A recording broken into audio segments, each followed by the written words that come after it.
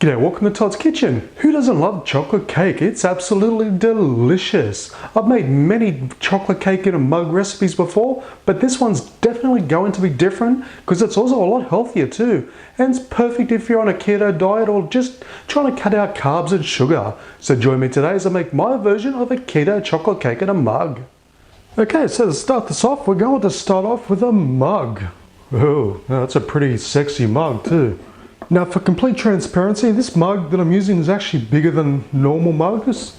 So I am personally upping the ingredients a little bit, but the ingredients that I'll be saying and listing in the description below are just for those normal size mugs. So we're going to start off by placing 2 tablespoons of butter into our mug. And we're just going to place this into the microwave for say 30 seconds at a time, just until it's completely melted. And once our butter's completely melted, I'm going to use some almond flour. Because when it comes to carbs and sugar, it is basically nothing compared to regular flour. And that's one of the best ways to get the no carb part of this recipe. Okay, so our butter is out of the microwave. As you can see, it is nicely melted. So to that, I'm going to add a 1/4 cup of our almond flour.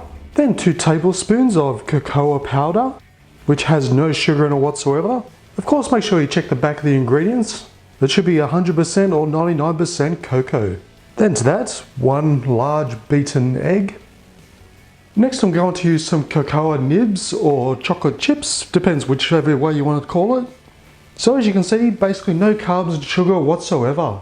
Now if you can't find this, just find the darkest chocolate that you can and just chop it up into rough pieces. So I'm going to add in 2 tablespoons worth of our chocolate chips. And I've got some stevia here. Now when it comes to stevia, it's very strong, so you just really need a pinch worth. It's like adding a pinch of salt. Just gives that a little bit of sweetness. You don't want too much. And speaking of salt, we're just going to add a little bit of salt as well, just to enhance all the flavors. And to help everything rise, we're going to add some baking powder. So I'm going to add 1/2 teaspoon. And now it's just a simple matter of mixing everything through until it's all well combined.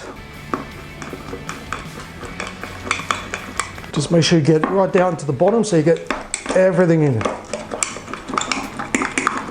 Okay, so just before you put it into the microwave, I'm just going to sprinkle some more of our chocolate chips on top. Okay, so we're going to place this into the microwave for 1 minute.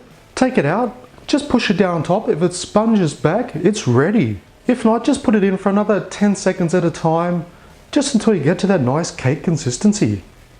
And there we have our delicious keto chocolate cake in a mug. And it is cooked perfectly. See how it's risen? That's from the baking powder. So you get that lovely spongy cake look. So it's perfect as a single serve. I mean, who's going to want to share this? But as you can see, by pushing it on top, it springs back. That means it's lovely and done. And as you can see, some of the chocolate is melted on top, so you have a lovely chocolate ganache all ready to go, so there's no extra preparation. And there will also be a little bit of chocolate ganache inside the cake as well.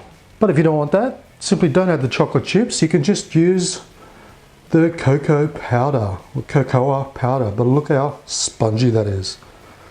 And you can see those little bits in there of the melted chocolate. It is perfect.